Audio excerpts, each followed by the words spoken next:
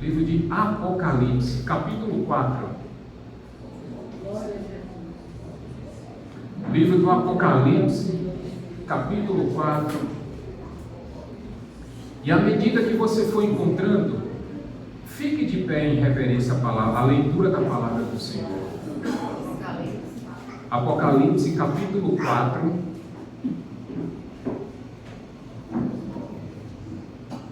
Todos encontraram, meus irmãos? Você vai lá para o finalzinho da Bíblia e depois vem voltando, só algumas páginas. Apocalipse, capítulo 4. Diácono Davidson, você faz a leitura do capítulo 4 todo, por favor?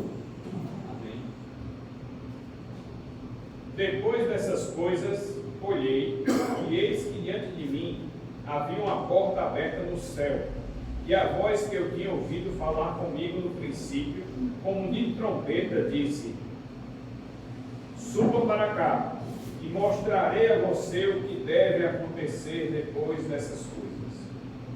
Imediatamente vi-me em espírito, e eis que havia um trono no céu, e alguém sentado nele. Aquele que estava sentado era de aspecto similar à pedra de jaspe e ao sardônio. Um arco-íris semelhante a uma esmeralda circundava o trono. Ao redor do trono havia 24 outros tronos, e neles estavam sentados 24 anciãos. Eles estavam vestidos de branco, e na cabeça tinha uma coroa de ouro. Do trono saíam relâmpagos, vozes e trovões. Diante dele estavam acesas 7 lâmpadas de fogo, que são os 7 Espíritos de Deus. Diante do trono havia um mar de vidro, como de cristal. No centro, ao redor do trono, havia 4 criaturas viventes cobertas de olhos, tanto na frente como atrás. A primeira criatura vivente era semelhante a um leão, a segunda a um bezerro, a terceira criatura vivente tinha um rosto como o de um homem, a quarta era semelhante a uma águia em voo. Cada uma delas tinha 6 asas, e era cheia de olhos, tanto ao redor como por baixo das asas. Dia e noite dizem sem cessar: Santo, Santo, Santo é o Senhor, o Deus Todo-Poderoso, que era, que é e que há de vir. Toda vez que as criaturas viventes dão glória, honra e graças àquele que está sentado no trono e que vive pelos séculos dos séculos, os 24 anciãos se prostram diante daquele que está sentado no trono e adoram ao que vive pelos séculos dos séculos. Eles lançam as suas coroas do trono e dizem: digno és tu, Senhor, e Deus nosso, de receber a glória, a honra e o poder, porque criaste todas as coisas, e por tua vontade elas existem e foram criadas. Santo e soberano Deus, obrigado, Deus, por essa visão tão espetacular que nos foi apresentada nessa noite. Obrigado, Senhor Deus, pela leitura da tua santa palavra, e que o Espírito Santo de Deus que habita em nós nos dê o entendimento necessário, nos dê a iluminação, Senhor, para que possamos sair daqui desta igreja, dessa casa de fé e de oração, como esses seres que te louvam, que te adoram, que te exaltam, glorificam o teu santo nome, e que nós nos prostremos diante da tua presença, Senhor, reconhecendo toda a tua santidade, toda a tua soberania, todo o teu poder, e saiamos daqui, ó Deus, com o nosso coração tranquilo, sabendo que nós temos um Deus que cuida de cada família presente nesse lugar, ó Deus. Assim nós te agradecemos em nome de Jesus. Amém. Podem sentar, minhas irmãs e meus irmãos. Eu estava fazendo uma pesquisa durante essa semana e em um jornal de leitura, de veiculação nacional, dizia que, meus irmãos, nos dias de hoje, além do Reino Unido, nós temos mais 28 28 países no mundo que ainda estão aderindo à monarquia. Ou seja, o Reino Unido e mais 28 países espalhados pelo mundo ainda têm reis ou rainhas. Inclusive, Maria Eduarda, o Japão ainda tem um imperador. Tem um imperador, o Japão. Aqui no Brasil, inclusive, nós já vivemos, na época do Brasil Império, nós já tivemos reis. Hoje não temos mais, mas nós já tivemos reis. Mas nessa noite, meus irmãos e minhas irmãs, nós não vamos falar sobre o Reino Unido, tampouco sobre o Brasil Império, ou os regimes monárquicos dos países em nossa atualidade, não.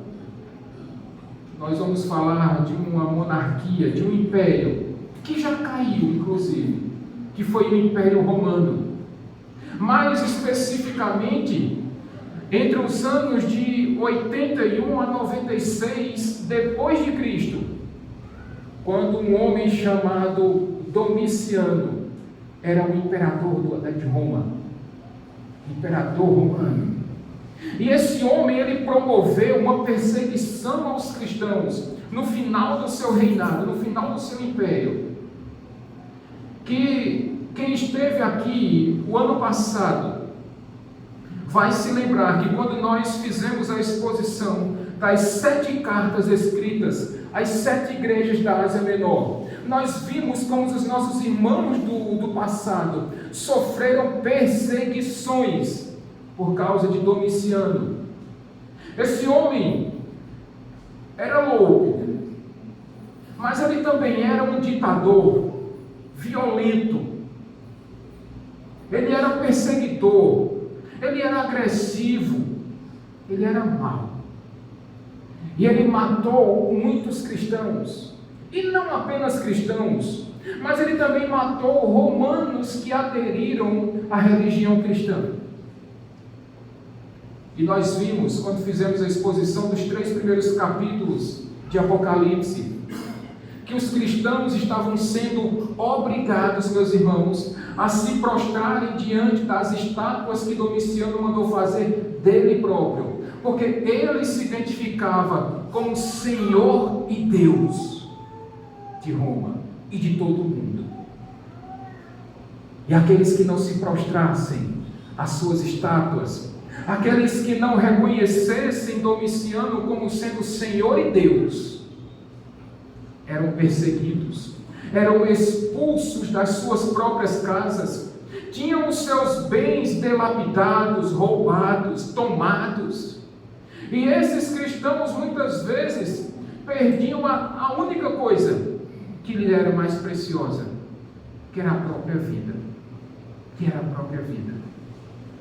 E é diante de um momento tão dramático, meus irmãos, de perseguição, ali no final do 1º século, que João recebe essa visão que foi lida agora pelo diácono Davidson.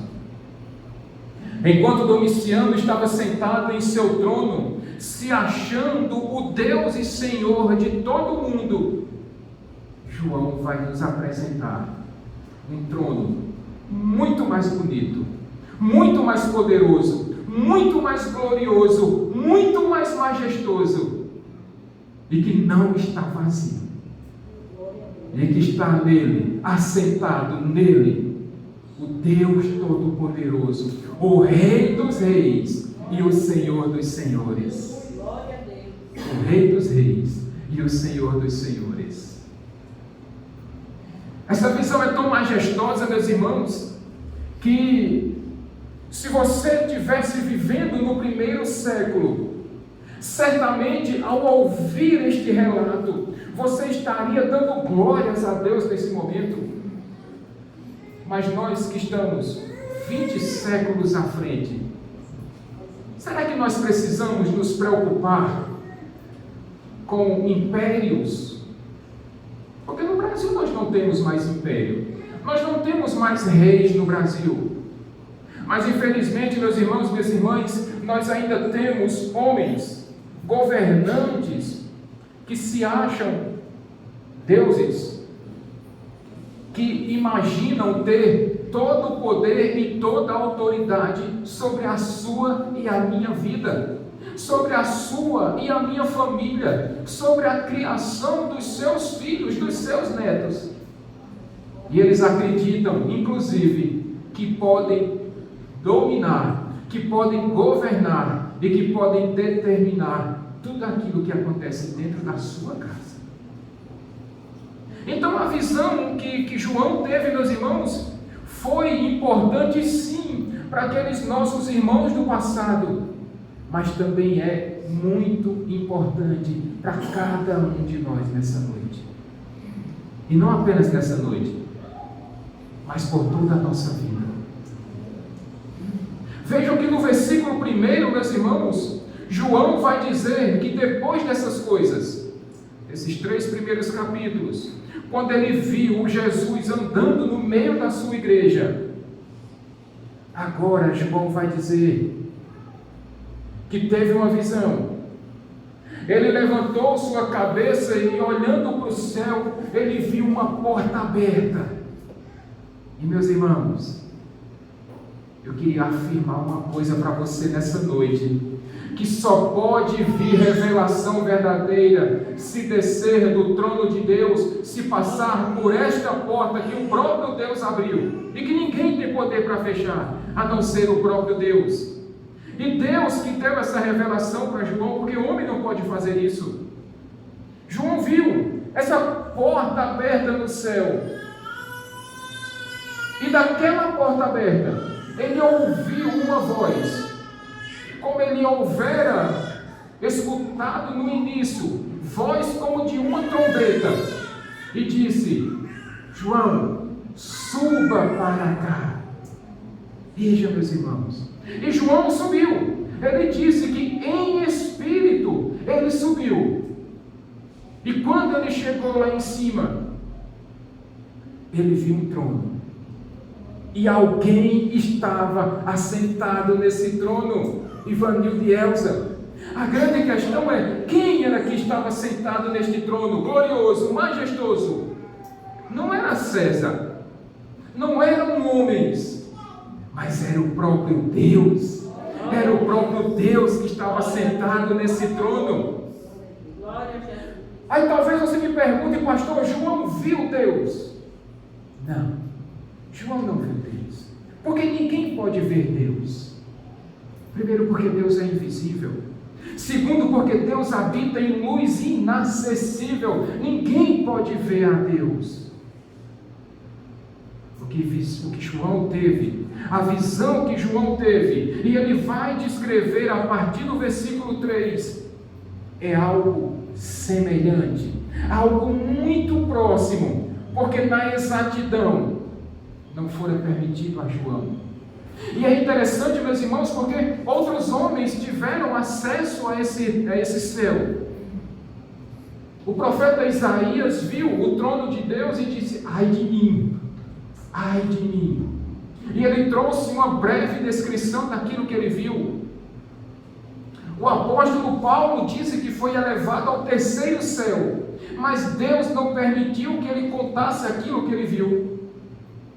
Mas a João, o apóstolo João, Deus concedeu a ele a honra, o privilégio de ver toda aquela cena gloriosa, majestosa. E para nós, Deus permitiu que João relatasse tudo aquilo que ele havia visto. Ele disse que viu um trono, um belíssimo trono, no versículo 3. E disse que o brilho daquele trono, a glória daquele trono, era semelhante a jaspe, uma pedra preciosa muito branca, que reflete uma luz branca puríssima, que simboliza a santidade daquele que está sentado no trono. João continua dizendo que viu também que era semelhante a sardônio, né? A sardônio, uma pedra vermelha, meio carmesim, muito brilhante, que simboliza a justiça, o juízo desse Deus que está sentado nesse trono. Mas não apenas isso, ele disse que viu trono um belíssimo arco-íris semelhante a uma esmeralda. E vocês sabem que a esmeralda é uma pedra verde, muito bonita, também preciosa.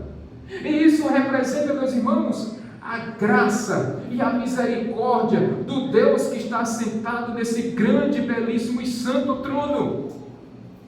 Meus irmãos, esse arco-íris, que no passado representou a misericórdia de Deus, a promessa de Deus a Noé, dizendo que nunca mais ele permitiria que acontecesse um dilúvio sobre a terra. Isso é graça, isso é misericórdia do nosso Deus, poupando a vida do seu povo. Essa cena continua sendo descrita por João, porque ele vai dizer que desse trono saíam raios, trovões e vozes, semelhantes àquelas que aconteceram ali no Monte Sinai, quando Moisés passou ali 40 dias e 40 noites. E esses trovões, e esses relâmpagos e essas vozes representam o juízo de Deus. Quem consegue? Eu sei que aqui na igreja tem pessoas que têm medo de trovão. Amém, gente? Tem gente que tem. Quem tem medo de trovão aqui? Tem medo de trovão, né? E se for acompanhado de relâmpagos, a grande tempestade. Porque, meus irmãos, o Deus que está sentado naquele santo trono é um Deus temível, é um Deus de juízo. Mas se ao contrário dos nossos dias, porque nós sabemos que depois da chuva, de uma chuva muito forte, aparece o que no céu? O arco-íris. Mas com Deus é diferente.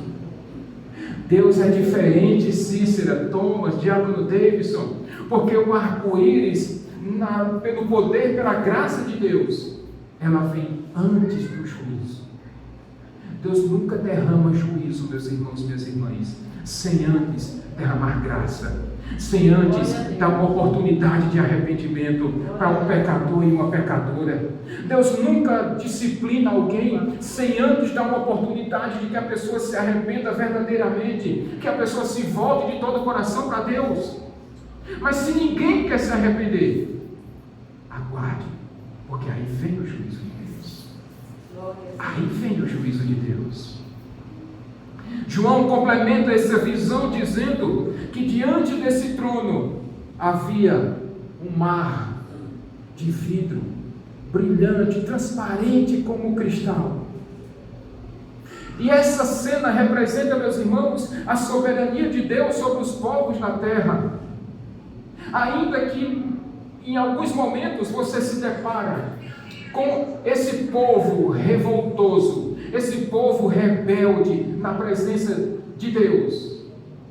Mas quando estiver lá no céu, quando estiver diante do trono de Deus, até mesmo esse povo vai ser transparente como um cristal. Porque quando se depararem, Daniel, com a santidade de Deus, tudo fica cristalino, tudo fica transparente e tudo fica calmo, como se fosse um mar de vidro, meus irmãos.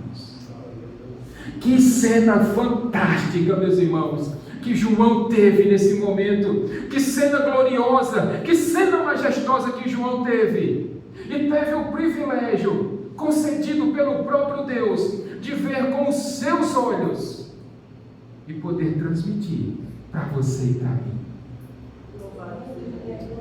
A pergunta que precisa ser feita, e é muito importante nessa noite, Gerane, Maria Eduarda: como é que o mundo tem visto esse trono majestoso e glorioso que tem Deus assentado sobre ele?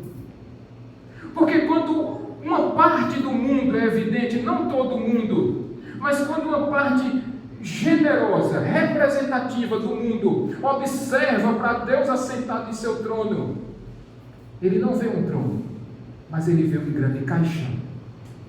Assim como Nietzsche, um filósofo do passado, quando ele disse com a sua frase infame, lamentável, que disse: Deus está morto.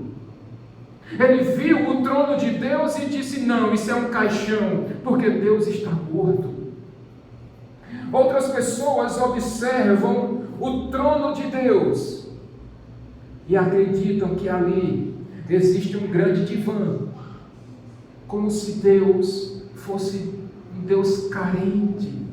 Como teve um cantor há um pouco tempo atrás, que em sua canção disse que havia uma cadeira vazia e Deus estava diante dessa cadeira vazia, porque ninguém queria conversar com Deus, porque ninguém queria saber de Deus. Na minha cabeça eu disse: poxa, e que Deus fraco da Bíblia é esse, que fica triste porque ninguém conversa com Ele? Esse não é o nosso Deus. O nosso Deus reina, o nosso Deus é glorioso, o nosso Deus é majestoso, Ele é perfeito e Ele não precisa de ninguém. Tem outras pessoas que olham para o trono de Deus e veem um trenó, como se Deus fosse um Papai Noel, que só aparece em dezembro, puxado ali pelas renas do narizinho vermelho, carregado de presente, como se Deus fosse aquele Deus bobinho, irmã Cleide, como se Deus fosse aquele Deus bestinho, aquele velhinho com cabelo branco, fazendo rou o tempo todo. Outros ainda observam o trono de Deus e veem como se fosse a lâmpada de Aladim, que se você fizer assim, o gênio da lâmpada vai aparecer e vai realizar todos os seus desejos.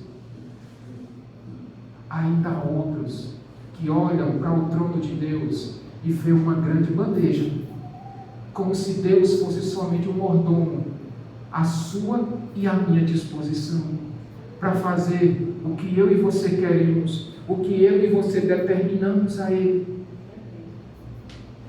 Esse não é o nosso Deus. Esse não é o Deus que está sentado no seu alto e sublime trono. Esse Deus que está sentado no trono, Ele reina para todo sempre. Ele tem todo o poder, toda a glória e toda a autoridade sobre os céus e a terra e tudo que está embaixo da terra. Meus irmãos, Deus não é um Deus besta, não. O problema é que às vezes até dentro da igreja, Flaviano, tem gente que acha que tem poder sobre Deus. E aí começa: eu determino, eu ordeno, eu exijo de Deus. Que Deus é esse que as pessoas estão imaginando, meus irmãos? Às vezes dentro da igreja, irmã Elza, achando que Deus é submisso a mim, invertendo os papéis. Quem é Deus é Ele, nós não somos Deus. Quem reina é Ele, não somos nós. Quem tem poder é Ele, não somos nós. Quem é o Criador de todo o universo, quem sustenta o universo na palma da sua mão é Ele, não somos nós. E nós achamos que podemos dar ordem ao Verdelena, a Deus. Que loucura, meus irmãos! E a sua visão do trono de Deus vai determinar a forma como você vai adorar seu Deus. A forma como você vê o seu Deus vai determinar de que jeito você vai vir à igreja todo domingo e toda quinta-feira. O jeito, a visão que você está tendo do trono de Deus é que vai dizer como é que você se prostra na casa de Deus, como é que você cultua o seu Deus. Como é que você tem visto Deus assentado em seu trono? Porque se foi alguma dessas situações passadas, eu garanto a vocês que essa é uma visão distorcida, que essa é uma visão errada, de um Deus bobinho, de um Deus bestinha. Não. Deus é um Deus terrível, meus irmãos. Deus é um Deus terrível. A Bíblia vai dizer que terrível coisa é cair nas mãos de um Deus irado. Ninguém consegue fugir dos seus olhos, do seu poder. Ninguém consegue escapar da sua mão poderosa, porque Ele é Deus. Ele é Deus. Mas a visão de João não para por aí. Observe na sua Bíblia, versículo 4. João vai dizer que diante do trono de Deus havia 24 anciãos. Havia também 24 tronos. E sobre a cabeça desses 24 anciãos, coroas de ouro. O que significa isso, pastor? Esses 24 anciãos, meus irmãos, dentre tantas situações, nós cremos que esses 24 anciãos representam o povo de Deus. Os 12 patriarcas do passado e os 12 apóstolos do Novo Testamento, portanto 12 mais 12, 24, representando o povo de Deus, o povo escolhido de Deus, a igreja que Deus comprou. Esse é a representação dos 24 anciãos, é o povo de Deus que está na presença do trono do Senhor Deus Todo-Poderoso. O texto vai dizer que as roupas desses 24 anciãos eram roupas brancas, simbolizando a justificação que Cristo promoveu por você e por mim naquela cruz do Calvário. Esses 24 tronos, ao contrário do imperador César, que tinha ali alguns reis assentados à sua volta, paparicando o imperador, esses 24 tronos representam o cumprimento da promessa que Cristo Jesus nos fez, porque Ele disse que o povo dele, a igreja dele, reinará e julgará o mundo juntamente com Cristo Jesus, assentados em seus tronos. E essas 24 coroas de ouro, meus irmãos, representam a nossa posição, porque Cristo muito bem falou aí no capítulo 3, que aqueles que perseverarem até o fim, receberão a coroa da vida. A coroa da vida. Persevere até o fim. E Cristo prometeu que você receberá a coroa da vida, meus irmãos. Mas não apenas isso. Você vai reinar com Cristo pelos séculos dos séculos. Você julgará o mundo com Cristo. Você foi lavado, remido, purificado no sangue do Cordeiro. E por causa do sacrifício de Cristo, você foi justificado. Aleluia! Essa visão de João continua, porque nos versículos 6 a 8, ele vai nos dizer, diácono Marinho, Lusa, que havia ali 4 seres celestiais, angelicais. Um deles era semelhante a um leão, outro semelhante a um boi, um terceiro semelhante a um homem, e um quarto semelhante a uma águia. Um certo teólogo diz que isso representa, meus irmãos, a criação de Deus. O leão sendo o representante, o rei dos animais selvagens, o boi sendo o rei dos animais domésticos, o homem sendo a joia da criação de Deus, e a águia sendo a rainha dos animais que voam, como que representando nesta criação que glorifica a Deus, acima daquilo que César tinha. Porque César não tinha a criação que o adorasse. Mas eu sigo a linha de um outro comentarista bíblico, William Hendrickson. E ele vai dizer que esses 4 seres representam os anjos. Porque os anjos são fortes como os leões. Os anjos servem a Deus como os bois são animais que servem. Os anjos são inteligentes como os homens. E os anjos também são ágeis como as águias. E nós sabemos, por conta de muitos relatos bíblicos, que esse é o papel dos anjos. O texto inclusive diz que esses seres têm 3 pares de asas, são 6 asas, assim como a visão de Isaías, quando viu lá os serafins com os 3 pares de asas. Com 2 eles cobriam os olhos, com 2 eles cobriam os pés, e com 2 eles voavam. E o cântico daqueles anjos é o mesmo descrito aqui por João, quando ele vai dizer que esses seres celestiais, eles cantavam em uma só voz: Santo, Santo, Santo é o Senhor Deus Todo-Poderoso, que era, que é e que há de vir. Santo, Santo, Santo é o nosso Deus, um Deus Todo-Poderoso, meus irmãos, que era, que é e que há de vir. Aleluia! O cântico desses anjos, quando eles falam Santo, Santo, Santo é o Senhor, eles estão apresentando aqui, meus irmãos, 3 atributos exclusivos de Deus. Primeira, que somente Ele não é apenas santo, mas Ele é santo, santo, santo, como nós cantamos agora há pouco. Mas Ele também, Ele é onipotente, porque Ele é o Deus Todo-Poderoso. E Ele também é eterno, porque Ele, o nosso Deus, é aquele que era, que é e que há de vir. Os anjos cantam nessa doxologia um misto de louvor, de adoração e de exaltação, dizendo que somente Deus é santo, que somente Deus tem todo o poder e autoridade, e que somente Deus é eterno e reinará para todo sempre. Essa foi a visão que João teve do trono celestial do nosso Deus. Meus irmãos, esse Deus que nós servimos, esse Deus que nós cultuamos, Ele tem todo o poder, toda a majestade, toda a soberania, toda a excelência, e tudo é dele, por Ele e para Ele. Não para por aí.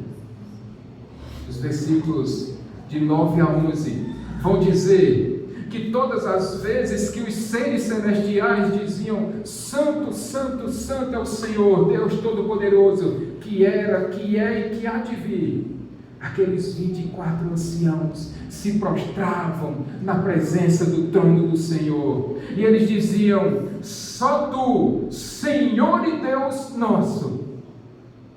Isso era um contraponto, meus irmãos, porque vocês lembram de Domiciano, que se identificava como sendo o Senhor e Deus de todo mundo?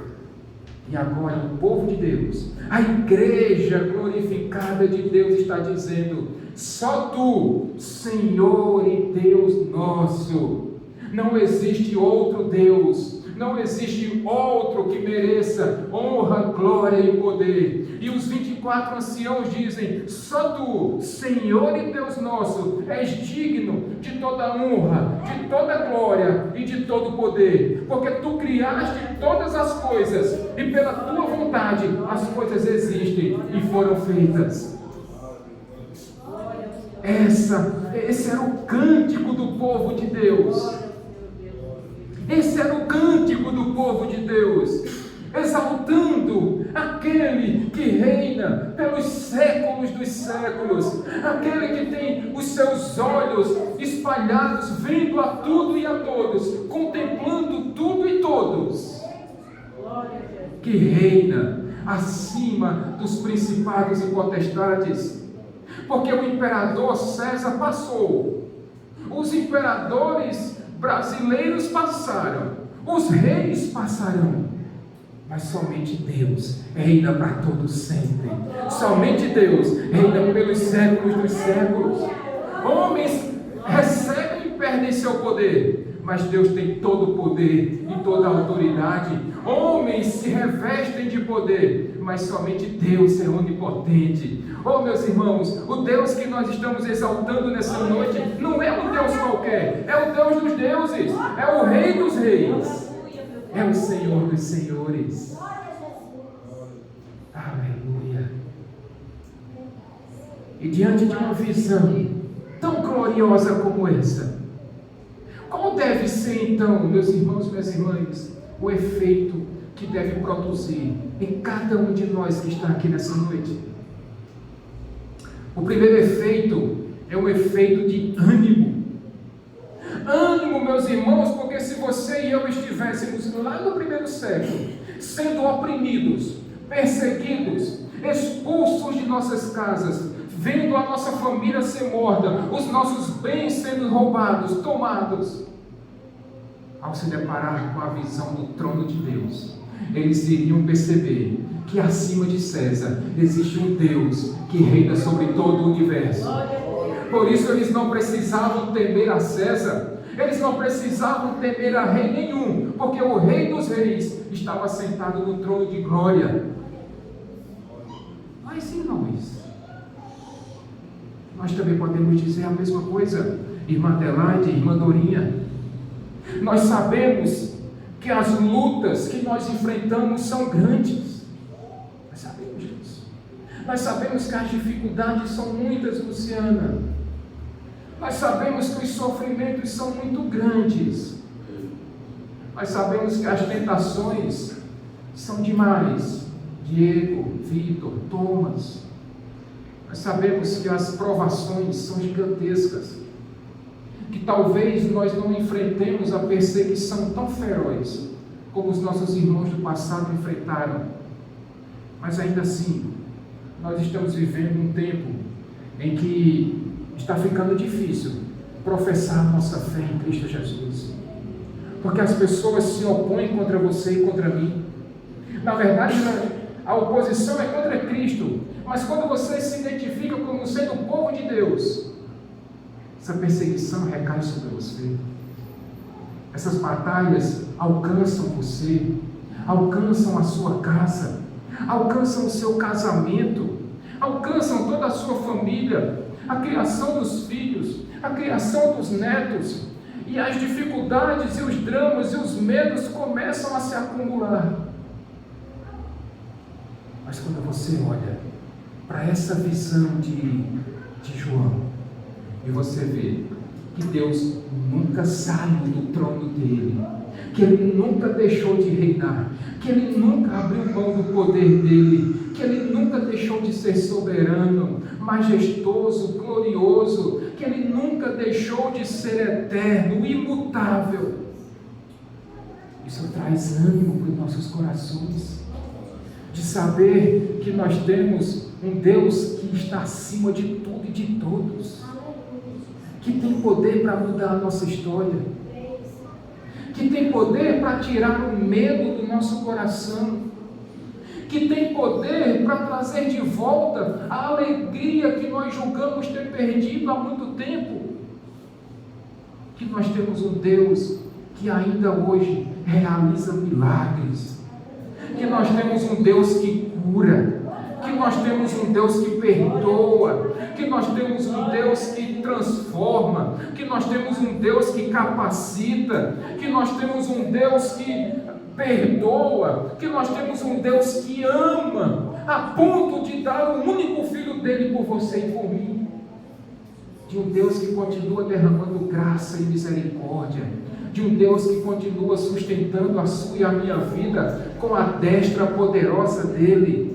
de um Deus que nunca deixou você sozinho, que sustenta você com a mão dele, e quando você tropeça, ele te levanta, e quando você chora, ele enxuga as tuas lágrimas, e quando você desiste, ele disse: tem mais um passo, porque eu estarei com você todos os dias. Porque quando você tropeça, e quando você diz: Senhor, não tenho mais forças, ele disse: eu sou a tua força. Eu sou a tua força. Quando os teus olhos cansam, ele diz: eu vou guiar você com o meu Santo Espírito. O mesmo Espírito que foi anunciado aqui, porque quando João disse que viu aquelas tochas como sendo 7 Espíritos, aqueles 7 a perfeição do Espírito de Deus. Esse mesmo Espírito que habita em você e em mim, que nos guia, que nos conduz, que consola, que enxuga as lágrimas, que nos traz ânimo, alegria, mesmo em meio ao caos, mesmo em meio à dificuldade. É o Espírito Santo que diz: eu estou com você, eu nunca te deixarei, jamais te abandonarei. Esse é o ânimo, meus irmãos e minhas irmãs, que nós temos quando nós observamos uma cena tão espetacular, tão gloriosa, como essa descrita pelo apóstolo João. Eu posso garantir para cada família presente nessa igreja, para aqueles que não puderam ouvir esta noite, que esse mesmo Espírito Santo que estava na presença do trono de Deus é o Espírito que tem te capacitado com dons e talentos espirituais, que tem usado a sua vida, que tem trabalhado em você para depois trabalhar através de você. Esse Espírito Santo que na noite escura da alma, como diziam os puritanos, acende aquela lâmpada da esperança, meus irmãos, que nós achamos que não pode ser acesa, mas o Espírito Santo acende por você e por mim. Mas há um segundo efeito que essa visão do trono celestial precisa trazer para você e para mim nessa noite, que é um efeito de confrontação, de exortação. Porque, meus irmãos, minhas irmãs, como é que você vai sair dessa igreja hoje, depois de ter exposta para você a revelação que João teve do trono celestial de Deus? Como é que você vai adorar o seu Deus de agora em diante? Como é que você vai adentrar as portas da igreja de hoje em diante, sabendo que o trono de Deus não está vazio, nunca esteve e jamais estará, e quem está sentado lá não é um imperador humano, mas é o próprio Deus, Criador de todo o universo? Como é que você vai sair dessa igreja hoje? E melhor, como é que você vai chegar na sua casa hoje? Como é que você vai falar de Deus para os seus filhos, para as suas filhas, para o seu esposo, para a sua esposa, para os seus netos? Você não pode dizer para o seu neto ou sua neta que no trono de Deus tem um senhorzinho, velhinho, de barbinha branca, de cabelinho branco, bobinho, cheio de uma sacola, cheio de presente para dar. Não. Você precisa dizer para o seu filho, para a sua família, que nós servimos a um Deus temível, que nós servimos a um Deus terrível, santo, perfeito, poderoso, eterno, que sonda os corações, e sabe o que você está pensando neste exato momento. Como é que você vai adorar esse Deus agora, sabendo que se Ele é santo, Ele não aceita qualquer tipo de adoração? Como é que você vai servir a Deus, sabendo que Deus está vendo os seus pensamentos, aquilo que vai sair da sua boca, e se você está vivendo uma vida de hipocrisia ou não? Como é que você vai abrir a sua boca e louvar a Deus, vivendo uma vida desregrada? Como é que você vai pedir as bênçãos de Deus, sabendo que Deus conhece? Como é que você reage diante da presença do Senhor? Oh, meus irmãos, o Deus que sempre teve e sempre estará no trono é um Deus criador dos céus e da terra, que pelo poder da palavra dele, todas as coisas vieram a existir, e sem Ele, nada do que existe seria feito. Esse é um Deus majestoso. Por isso, cuidado para que você não retire Deus do trono dele e coloque o seu filho ou sua filha, e coloque o seu marido ou a sua esposa. Cuidado para que você não tire Deus do trono dele e coloque o seu trabalho, e coloque os seus pets, e coloque o seu carro, e coloque a sua moto, e coloque as suas roupas, os seus calçados. Cuidado para que você não tire Deus do trono dele e coloque o seu time de futebol. Cuidado para que você não tire Deus do trono e coloque o seu lazer no lugar. Cuidado para que você não tire Deus do trono dele e coloque o dinheiro. Porque você está diante de um Deus santo e temível, que diante dele até os demônios temem e tremem na presença do Senhor. Mas ao mesmo tempo, cuidado para que você não tire Deus do trono dele e coloque você próprio ou você própria. Você não é um Deus. Você não é mais importante do que Deus. Por isso, se porventura existir algum egoísmo no seu coração, arranque nessa noite em nome de Jesus. Se existe alguma vaidade, se existe alguma soberba, se existe algum orgulho, se existe alguma altivez, tire do seu coração o quanto antes em nome de Jesus, porque Deus não divide a glória dele com ninguém, porque somente Ele é o Rei da glória, somente Ele é o Senhor das luzes, e Ele não compartilha a glória dele com ninguém. Ninguém, nem você, nem ninguém, nem coisa alguma. Mas diante desse trono glorioso, meus irmãos e minhas irmãs, nós nos lembramos que um dia, esse mesmo Deus que está sentado no seu trono, esse trono que é rico em graça, rico em misericórdia, Ele disse ao Filho dele: eu quero que você vá lá na terra, eu quero que você se entregue, que você dê a sua própria vida, graciosamente, por miseráveis pecadores, que somos nós. E Cristo se entregou, meus irmãos, na cruz do Calvário, por você e por mim. Cristo sofreu todas as nossas dores. Cristo morreu a nossa morte e nos deu a sua vida. Foi naquela cruz do Calvário, quando Cristo derramou o seu sangue, que Ele nos purificou, que Ele nos comprou, Ele nos redimiu, Ele nos justificou.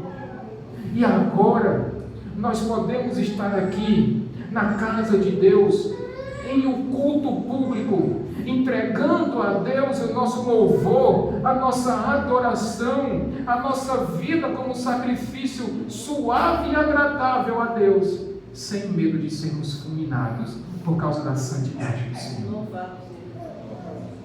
por causa da santidade dele. Foi por causa da cruz de Cristo que hoje nós podemos estar aqui,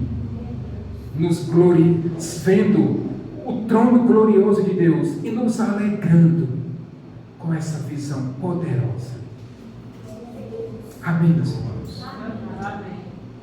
Eu finalizo essa mensagem dizendo que, de hoje em diante, que você tome a decisão e diga para você mesmo que Ele cresça e que eu diminua.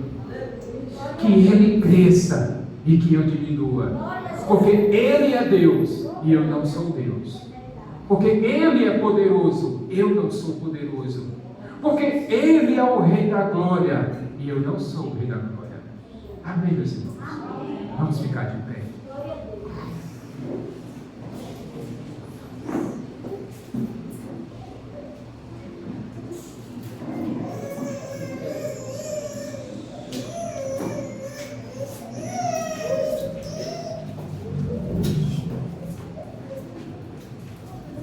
Enquanto o louvor se organiza, nesse momento em que os elementos da Santa Ceia